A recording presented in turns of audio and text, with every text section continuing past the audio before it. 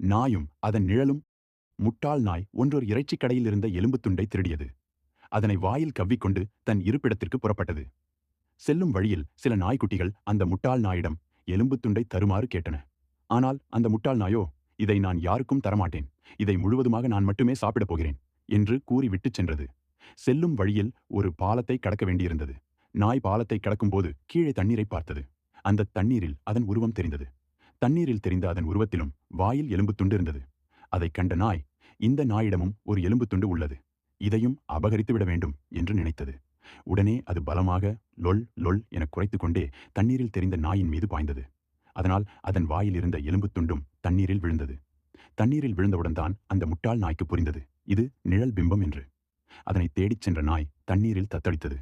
மிகவும் துன்பத்துடன் உயிரைக் காப்பாற்றிக் கொண்டால் போதும் என கரையேற வேண்டியதாயிற்று. நீதி: பேராசை பெருநஷ்டம்.